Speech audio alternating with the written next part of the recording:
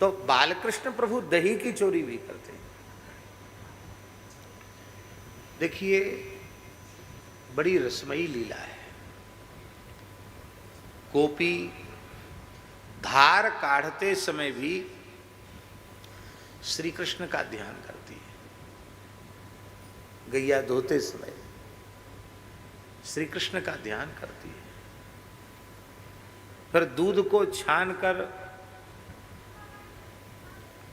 मृद भांड में मिट्टी की मटकी में खूब मद्दी आंच से दूध को औटाती है, तो दूध को औटाते समय भी कृष्ण का ध्यान करती है। और जब वो अधौटा हो जाता है, मोटी मलाई पड़ जाती है दूध में, गुलाबी जैसा हो जाता है दूध, फिर उसमें वो जामन डालती है। तो जब जामन डालती है दही दूध जमाने के लिए, तो उस समय भी श्री कृष्ण का ध्यान करती है। और श्री कृष्ण के लिए दही भी जमाती तो सामान्य दही नहीं, मिष्टी दही। बंगाली लोग जानते मिष्टी दही है, कोई यहाँ नहीं है। कलकत्ता में बहुत बढ़िया मिष्टी दही मिलता है। कई लोग बंगाली लोग बहुत अच्छा बनाते हैं मिष्टी दही। औटाते समय उसमें बढ़िया मिश्री डाल देते हैं, फिर जमा देते हैं, बड़ा सुंदर होता है मिष्टी दही, तो क्या कहना। तो सुंदर मिष्टी दही जमाती, मीठा दही जमाती हैं और जमा करके बहुत सुंदर स्थल पर रखती हैं। और उस समय भी भाव विह्वल होकर भगवान श्री कृष्ण को पुकारती हैं, हे नंदनंदन, हे श्याम सुंदर, हे भक्त वांछा कल्पतरु, हे मेरे प्राण जीवन धन, क्या इस दासी की सेवा को आप स्वीकार करेंगे। भावग्राही जनार्दन, श्री ठाकुर जी उसके भाव को अंगीकार करके पधारते हैं। इसलिए माखन चोरी लीला जैसी दिखती है वैसी नहीं है। चोरी तो उसको कहते हैं कि वस्तु आपकी है और आपको खबर ही नहीं, और आपको धोखा देकर आपकी आंखों में धूल झोंक के हम वस्तु को हस्तगत कर लेते हैं, वो चोरी हुई। और आप खुद ही प्रार्थना कर रहे हैं कि आप मेरे आओ, भोग लगाओ, खाओ, तो चोरी कहाँ भाई। ये तो चोरी वाली बात तो केवल रसवर्धन के लिए ही है और उसमें कोई दूसरा प्रयोजन नहीं है। बाल कृष्ण गोपी के यहाँ गए, ऐसो ही सुंदर मिष्टी दही जमायो गोपी ने। तो बालकृष्ण प्रभु गोपी के भवन में पधारे और दही की मटकी को अनावृत कियो, ऊपर को ढक्कन जो है मलैया अलग धर दई, ऊपर जो ढकने का मिट्टी का पात्र था उसको अलग रख दिया और रखे ठाकुर जी पीढ़ा पे विराज गए। देखो पीढ़ाऊ गोपी ने पहले ते धर राख्यो कि लाल जी आके यहाँ पे बैठेंगे। ठाकुर जी पीढ़ा पे बैठ गए और मटकी के मुहड़े को खोल के, और ठाकुर जी ने देखा, आहा क्या आनंद है, एक सूत मोटी मलाई पड़ रही दही के ऊपर। तो ठाकुर जी ने अपनो करकंज दही के भांड में पधरायो और मोटी मोटी दही की मलाई लीनी और बड़े प्रेम से स्वाद ले रहे दही को, आस्वादन कर रहे। वाई समय गोपी आई और गोपी ने लाल जी को हाथ पकड़ लियो। गोपी पूछवे लगी। ठाकुर जी ने पूछी, मैया मेरो हाथ काहे को पकड़ रही है। गोपी बोली, मैं मैया यशोदा नहीं हूं, मैं तो ब्रज गोपी हूं। अच्छो मोए का खबरी, मैं तो अपने घर के धोखे चले आयो, मैंने तो तू को अपनो मैया, अपनी मैया ही समझो। गोपी के हृदय में बड़ा भाव जग गया कि चलो ठाकुर जी ने हमको कुछ समझ तो लिया। तो गोपी बोली, देखो आप कहते अपने घर के धोखे चलो आयो, या में धोखे की कहा बात है, ये घर तो तेरो ही है। ठाकुर जी ने तुरंत बात बदल दी। या लिए तो चलो आयो कि तू या घर को अपनो समझे ही नहीं, हमारो घर समझे, तो अपने घर में आए हुए में काहे बात को संकोच। ये तो बहुत अच्छी बात है, तुमने स्वीकार कर लियो कि हमारो ये घर तुम्हारो ही है। पर एक बात तो बताओ, यहां एकांत में छिपके कहा कर रहे हो? तो ठाकुर जी बोले, गोपी देख, तेरी घर गृहस्थी फैली पड़ी है और तू घर में अकेली है, कहाँ कहाँ काम करे। तेरे छोरा छापड़े अभी छोटे हैं, ब्याह के लायक नहीं 2-4 घर में बहू आ जाती तो कचू कचू काम धंधों में हाथ बटानती, अकेले तो सब कचू करनो पड़े। तो तेरे दही पे तमाम चेंटी चढ़ गई, तो मैंने सोची चलो कचू कचू काम कर लूं, तो मैं चेंटी बीनने लगो। आप लोग समझ रहे हैं कि नहीं? चींटियां बीनने लगा, चेंटी बीनवे लगी। गोपी बोली, कन्हैया ज्यादा बातन ने मत बनाओ, चैंटी बीनवे में अंगुरियान के अग्रभाग में दही लगना चाहिए। तेरे सबरे हाथ दही में सन है, तो का चैंटा बीन रहे हो? ठाकुर जी बोले, अरे गोपी देख, मैया यशोदा ने जो पद्मराग मणि के स्वर्ण मंडित कड़ूला बनवाए ना, पद्मराग मणि जटित स्वर्ण के कड़ूला बनवाए ना हाथन में, तो वे सूर्य के किरणन सो प्रतप्त है के, उष्ण है के, कितने उष्ण है गए कि हमारी अति सुकोमल कलाई में जलन परवे रख गई। काऊ अच्छे विद्वान महानुभाव ने बताई कि दही की माखन की तासीर बड़ी ठंडी होए, तो इन कड़ूलान की जलन बुझाए हुए के लिए हमने भीतर हाथ घुसाए दी। वाह, बहुत अच्छी बात है, ये भी समाधान ठीक है। पर लाला एक बात तो बता, तेरे मुहड़े में दही लग रहे होते हो? अरे अंगुरीन ते तो चैंटी बीन रहे हो और हाथ धसाए के कड़ूलान की जलन शांत कर रहे हो, मुहड़े पे दही कैसे लगे हो? लाल जी बोले, देख गोपी, जब मैं चैंटी बीन रहे हो ना, वाई समय एक चैंटी मेरे हाथ पे चढ़ते चढ़ते चढ़ते चढ़ते चढ़ते चढ़ते, लीला में तो ठाकुर जी कहते चढ़ते चढ़ते चढ़ते चढ़ते चढ़ते, गोपी कहती कब तक चढ़ेगी? अरे भाई ठिकाने तक तो पहुंच जान दे, बीच में ही टोक रही है। बड़ा अच्छा लगता है जब बालकृष्ण प्रभु बोलते हैं। तो चढ़ते चढ़ते मोहड़े तक पहुंच गई। अब मैं वाकू भगाम तो नहीं, तो वो तो मोहड़े के भीतर ही चली जाती। मैंने जैसी चैंटी भगाई, बस होठन पे दही लग गयो। अब गोपी तू ही बता, दही जैसी अमृत वस्तु होठन पे लग जाए, अधरन पे लग जाए, तो वाकू खाएवे में चाटवे में कछु दोष लगेगा? ऐसे कह के ठाकुर जी उसको चिढ़ा चिढ़ा के दही चाटने लगे। जब दही चाटने लगे तो गोपी ने हाथ पकड़ लिया। वो चतुर बहुत हो तुम, हमारे मिट्टी के माट मटका जूठे कर दिए। मिट्टी के पात्र जूठे होने से द्वारा प्रयोग में नहीं आते। अच्छो तो ये हमारो दही आरोग्य वो अच्छो नाए लग रहे हो, ले अवई पहुँच दो। तो उसका आंचल ठाकुर जी ने खींचा, पल्लू, और अपने मोहड़ो अपने हाथ सब पहुँच दिए। गोपी बोली, हमारी माट मटका बिगाड़े, हमारी वस्तु बिगाड़ी और हमारे वस्त्र बिगाड़ दिए, आज हम क्षमा नहीं करेंगी। आज तो को रंगे हाथ पकड़े हो हमने, तो ये पकड़ के मैया यशोदा के निकट ले जाऊंगी। क्योंकि मैया विश्वास ही ना करे, मैया विश्वास ही ना करे कि मैं ऐसो कर सकूं, तू ऐसो कर सके। आज मैया को दिखाऊंगी पकड़ के। ठाकुर जी बोले, देख गोपी, तेरी हाहा खाऊं, तेरे पाम छीऊं, तो ये ढोक दूं। अब तो ठाकुर जी बड़े हो गए,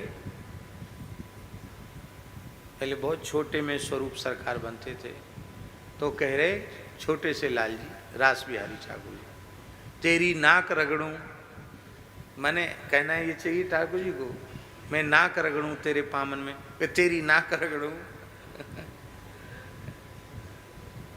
तू अपने घर को सबरो काम धंधो हम पे ते ही करवाए ले, पर तू आज हमें छोड़ दे। क्यों?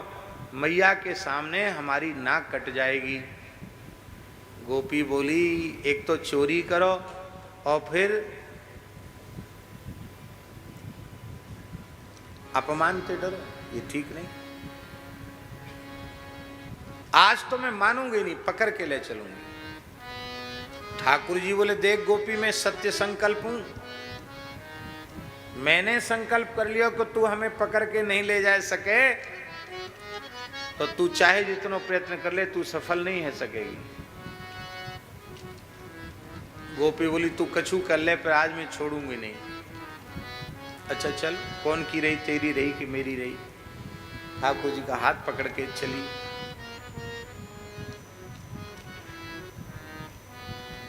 गर्ग संहिता में तो लिखा है कि उस गोपी का नाम प्रभावती था। क्या नाम था? प्रभावती नाम की गोपी थी, और श्री कृष्ण उसके ही पुत्र बन गए। गर्ग संहिता में ऐसा लिखा है। पर मधुर लीला में ऐश्वर्य का भाव जितना कम हो उतना ज़्यादा ठीक है। इसलिए मधुर भाव से एक ये बात है कि लाल जी ने उसके ही बालक को इशारे से बुला लिया, जो बालकृष्ण का समवयस्क ही था, समान अवस्था का ही था। बालक धीरे धीरे पीछे पीछे चलवे लगे हो। गोपी बोली,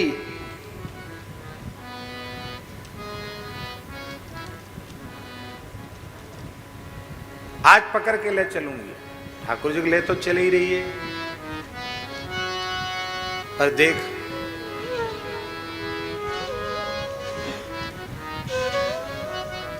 इधर से ऐसे आ जाए, इधर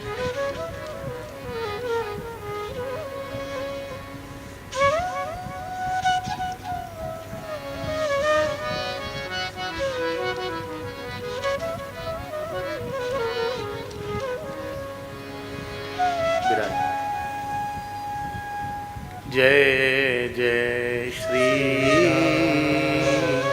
राधे। विराज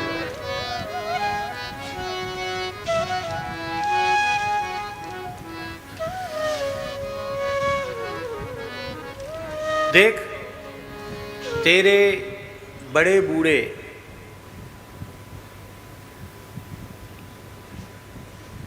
ससुर जेठ जो तेरे लगे गाय, वे सबके सब अथाई में बैठे हुए हैं, और तू सिंघनी की चाल चली जा रही है। नेक लाज शर्म ना है। अरे अपने बड़े बूढ़न की नेक तो शर्म करनी चाहिए, लाज करनी चाहिए। उसने देखा कि हाँ बात तो सांची करे, बड़े बूढ़े लोग तो बैठे हैं सामने, और पकड़ के खींचे हुए ले जा रही हूँ। माताओं को लज्जा करनी भी चाहिए, क्योंकि लज्जा ही उनकी कुलीनता का प्रमाण है। कुल जन प्रभवेशु लज्जा, कुलीन व्यक्तियों में लज्जा भगवती का स्वरूप है। धर्मनिष्ठ व्यक्ति ह्रीमान होता है, लज्जामान होता है। धर्मनिष्ठ नहीं होता, वो उसमें लज्जा शून्य होता है, निर्लज्ज होता है। दुष्ट व्यक्ति ही निर्लज्ज होता है, सज्जन तो सलज्ज होता है, निर्लज्ज नहीं होता। घूंघट कर लिया उसने।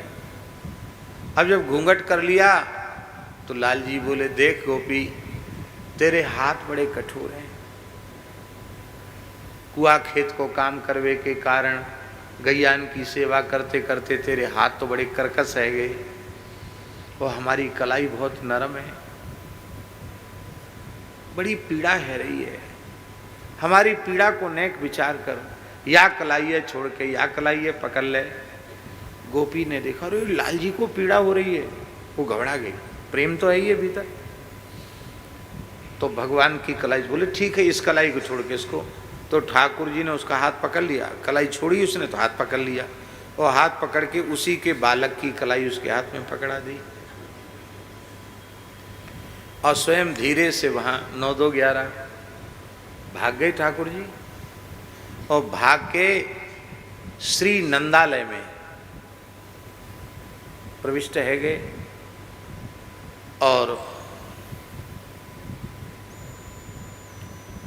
शयन कुंज में जाके सेज पे पौड़ गए। पौड़नो नहीं हो, केवल लीला करनी ही। पौड़ते ही रोए लगे।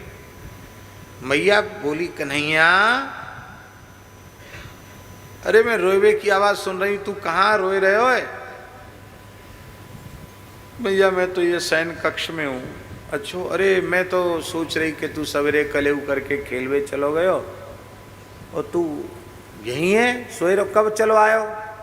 मैया आज मैं गयो तो सही, पर बस मेरा स्वास्थ्य कछु शिथिल हो तो मैं विश्राम करवे लग रहे हो। अच्छा, कैसे स्वास्थ्य शिथिल हो? मैया कहाँ बतावें, मौसम बदल रहे हो, हाँ, सर्दी जुखाम, शरीर में टूटन बुखार, मौसम बदल ही रहा है इस समय। ये मौसम का प्रसाद सबको मिलता है, इसलिए इसके लिए कोई चिंता नहीं करनी चाहिए। तो फिर रोए क्यों लगे? बोले मैया दो बिलैया लड़ते भई आई, हम पे कूद गई। अरे राम राम राम राम राम, ओहो खोसा तो नाय मार गई, नाय मैया नेकाज मारो, ज़्यादा नाय मारो खोसा। अच्छो तो यही लिए रो रहे हो? ले लाला भूख लगी है? हाँ मैया भूख लगी है। तो ले माखन रोटी ले। सुंदर रोटी और माखन। कभी पाई है माखन रोटी? नहीं पाई। अरे पाके तो देखो, पता नहीं फिर आओ ना, फिर धरती पे आना हो ना। हाँ मैया ने पाई, खाली सूखी रोटी और माखन, और माखन में एक देसी बूरा और मिल जाए, हाँ क्या कहना। फिर दाल साग तो प्रयोग करना मूर्खता है। मिश्री युक्त माखन अथवा सुंदर देसी बूरा युक्त माखन मिल जाए और माखन में खूब भर भर के रोटी पाओ, फिर क्या कहना। ठाकुर जी माखन रोटी को स्वाद लेवे लगे। आपने हमारे परासोली गांव के आदरणीय पंडित श्री हरि बाबू कौशिक, जो हमारे ब्रज की एक विभूति थे, हवेली संगीत के गायक और सारंगी वादक, बड़ा मीठा स्वर था उनका। नित्य नियम था, अपने घर के ठाकुर जी को संजा की बनी हुई रोटी अलग निकाल के धर देते, सवेरे सवेरे माखन रोटी को भोग लगाते नित्य, और माखन रोटी पा करके तब वहाँ से चलते अपने घर से। तो बैठक जी में आए के एक पद गा के सुनाते, फिर सूरदास बाबा के भजन कुटी में आए के सुनामते, फिर गौशाला में गौ माता को सुनामते, फिर बाबा श्री ठाकुरदास जी को एक पद गाय के सुनामते, फिर अपने घर जाते। यही नित्य नियम था उनका। बाबा हम तो माखन रोटी खावे रोज बाल भोग में कले हुए। ठाकुर जी को वही भोग धरा में, गैया उनके घर में थी। तो ठाकुर जी माखन रोटी पाए लगे, और इसी बीच में गोपी अपने ही बालक को पकड़ के ले आई। तब यहाँ एक प्रश्न है कि गोपी इतनी दूर तक चले, उसको खबर नहीं पड़ी कि मैं किसका हाथ पकड़े हूँ। देखो, स्वप्न में भी श्री कृष्ण का किसी भाग्यशाली को दर्शन हो जाए, एक झलक मिल जाए, उस सुख का, उस आनंद का वह अपनी जिह्वा से वर्णन करना चाहे तो वर्णन नहीं कर सकता है। होए तो सही ठाकुर जी का दर्शन, स्वप्न में भी सही, ध्यान में भी सही। अब प्रत्यक्ष परब्रह्म परमात्मा श्री कृष्ण का हाथ जिसने पकड़ रखा है, उस गोपी को सुध होगी? उसे होश ही नहीं अपने शरीर का। जाहे लगन लगी घन श्याम की, जाहि लगन लगी घनश्याम की। धरत है पग परत है कितहु, सुध नहीं तन छाया घाम की।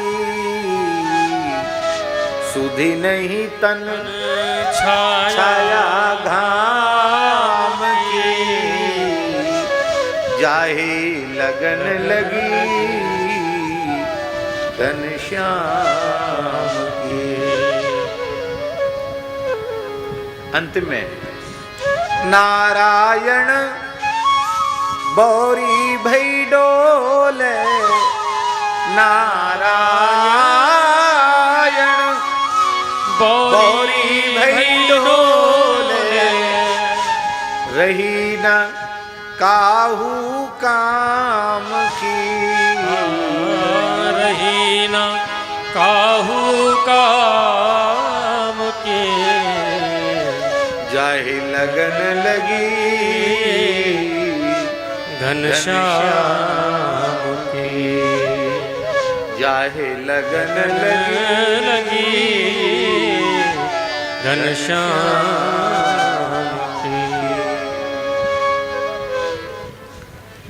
ये स्थिति है गोपी की। इसलिए यह अपने मन में विचार करना उसको समझ में क्यों नहीं आया, ये इस संदेह का अवसर ही नहीं। वो तो मगन है कि मैंने श्री कृष्ण का हाथ पकड़ रखा है। और आके आंगन में ठाड़ी भई बोली, देख ले मैया, अब हमारी बात झूठी मत समझियो। आज तेरे लालाए रंगे हाथ पकड़ के लाई हूं। मैया बोली, अरे कहा कह रही है भगवान, हमारो लाला तो माताजी जहां जगह मिले वहां बैठो, जगह उधर ही बैठ जाओ। आप लोग पीछे आने वाले उधर ही बैठो, उधर। जाहे लगन लगी घनश्याम की। गोपी को होश नहीं। आज तेरे लालाए रंगे हाथ पकड़ के लाई हूं। मैया बोली, अरे भगवान कहा कह रही है, हमारो लाला तो आज सवेरे तक कहूं गयो ही ना है, अब ही सोए को उठो। कन्हैया, हाँ मैया, देखे कहा कह रही है। ठाकुर जी माखन रोटी खाते हुए आंगन में पधारे।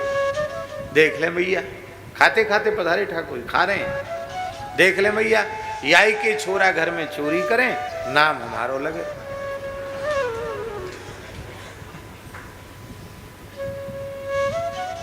अपने छोरा पकड़ के लाई, नाम हमारो ले रही है।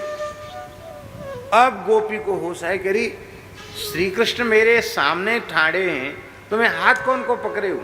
अरे मेरो ही बालक है। जैसी गोपी ने देखी, बस एक चपत लगाई बालक के कपोल पे, एक थप्पड़ जड़ दिया। कैसी मैया अपने बालक को नेक्स्ट सी बात पे पीट दियो।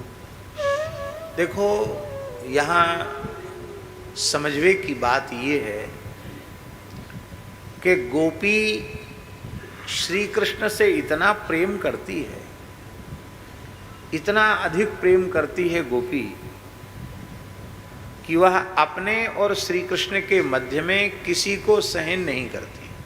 और ये प्रेम का स्वभाव होता है, ये प्रेम का स्वभाव है। एक है प्रेमी और एक है प्रेमास्पद, अथवा ऐसा कहें, एक है प्रेमी और एक है प्रेम पात्र। कुछ भी कह लो, ये दो हो गए। अब आप हैं और ये दास है, बीच में कोई आएगा तो व्यवधानी तो बनेगा कि नहीं? क्योंकि प्रेम गली अति सांकरी, या में द्वै न समाए। प्रेम गली अति सांकरी, या में द्वय न समाए, दो की जगह नहीं।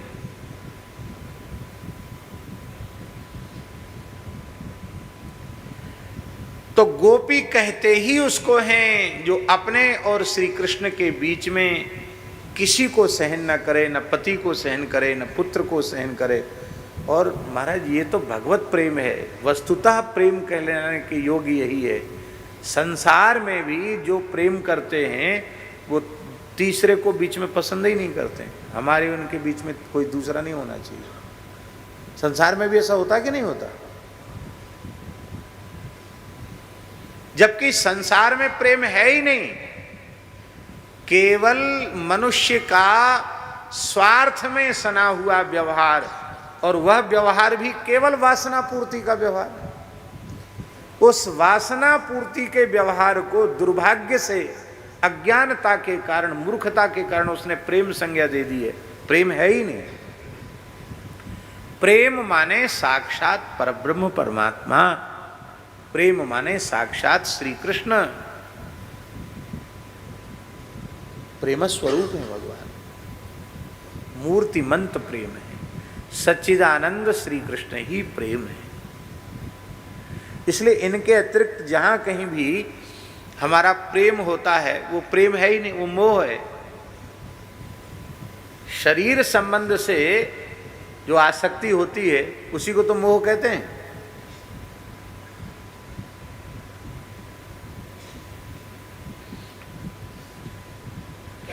हमारे महाराज जी के पास एक ब्रह्मचारी रहते थे, भक्तमाली जी के पास। एक महात्मा उनसे प्रेम करने लग गया, बहुत प्रेम करने लग गया। अब वो प्रेम इतना प्रेम वात्सल्यपूर्ण ही था, उसमें कोई दूसरी बात नहीं थी, पर वो प्रेम ऐसा हो गया, वो महात्मा तो महात्मा ठहरा, वो ऐसा प्रेम हो गया, वो बालक किसी से बात करे तो उससे झगड़ा कर ले, रे इसकी तरफ देखा क्यों, इससे बोला क्यों, ले वो परेशान हो गया। महाराज वाली ज्ञानेश्वरी वो परेशान हो गया। अब वो भी गौ सेवा करता था और वो बालक भी गौ सेवा ही करता था, महाराज जी के पास पढ़ता था। महाराज जी के पास उन्होंने बोले, महाराज हम तो परेशान हो गए बाबा जी के प्रेम से, वो तो ना कहीं खड़ा होने दे, ना किसी की तरफ देखने दे, ना किसी से बोलने दे। अरे तुम हमारे प्रेमी हो, उससे की तरफ क्यों देखा, उससे क्यों बोला? महाराज जी ने भी प्रेम से समझाया, हम कहाँ समझे। तो महाराज जी ने कहा कि देखो महात्मा है, इनका तो प्रेमी स्वभाव है, जहाँ प्रेम किया तो वहाँ 16 आना नहीं 20 आना प्रेम कर लिया इन्होंने।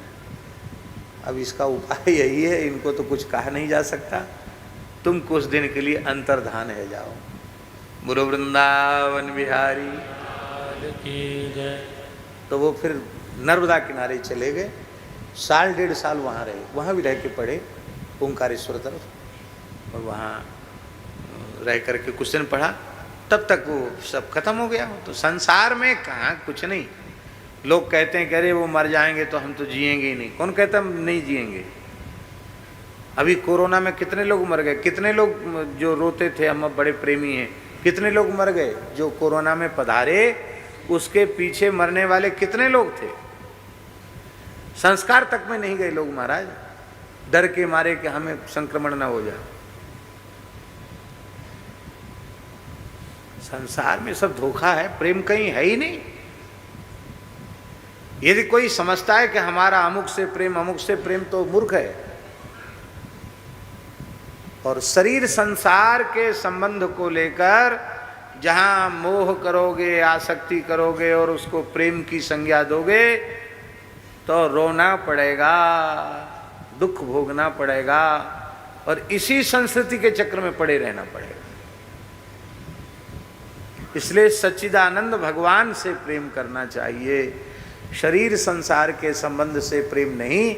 हाँ, शरीर संसार को अपने प्रेमास्पद भगवान की सेवा में उसका विनियोग कर देना चाहिए, समर्पण कर देना चाहिए। शरीर को भी भगवान की सेवा में, शरीर से उपार्जित वित्त आदि को भी भगवान की सेवा में लगा दो, ये तो ठीक है।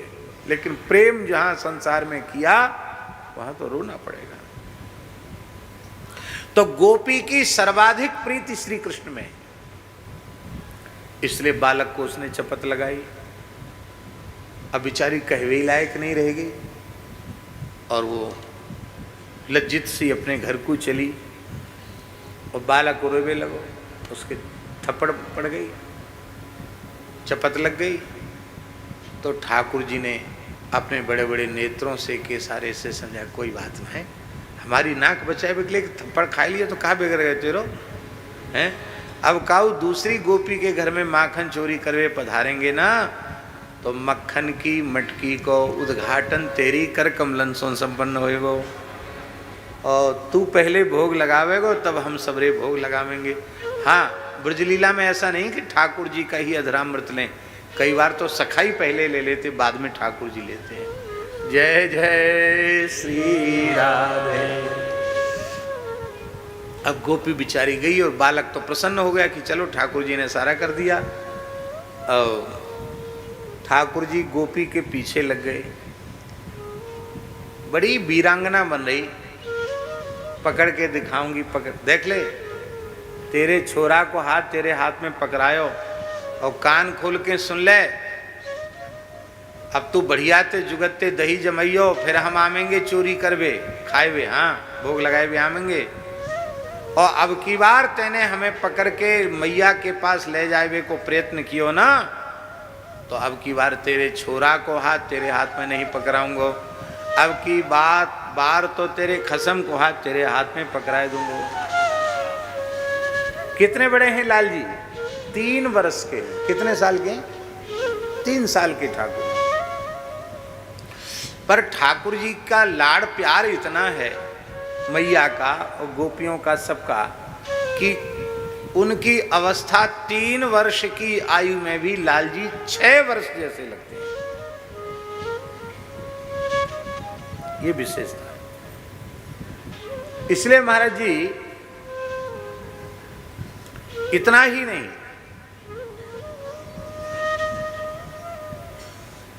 केवल 10-11 वर्ष की आयु तक भगवान ब्रज में रहे हैं, और 10-11 वर्ष में पौगंड अवस्था ही होती है, किशोर अवस्था नहीं होती है। लेकिन श्री कृष्ण की किशोर अवस्था हो गई।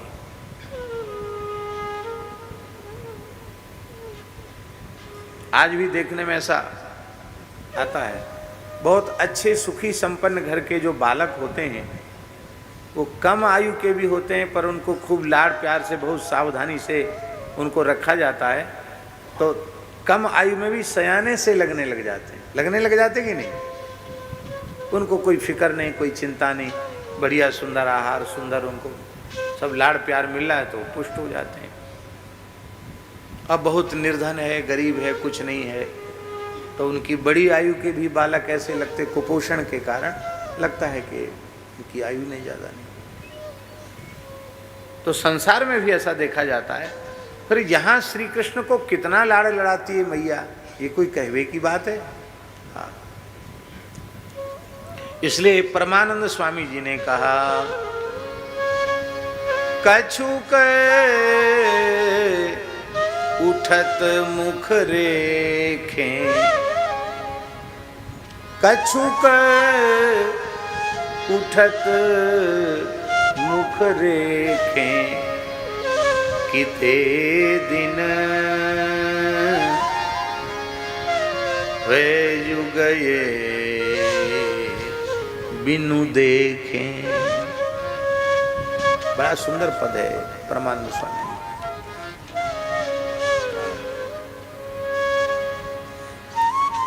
कछुक उठत मुख रेखें, तो अब मुख रेखें किशोर अवस्था में ही थोड़ी रेख आती है, बिना किशोर अवस्था के तो रेख नहीं आती ना। इसलिए कछुक उठत मुख रेखें, किते दिन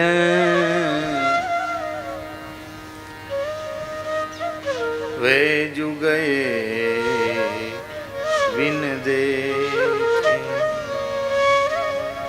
जय जय श्री राधे, जय जय श्री राधे।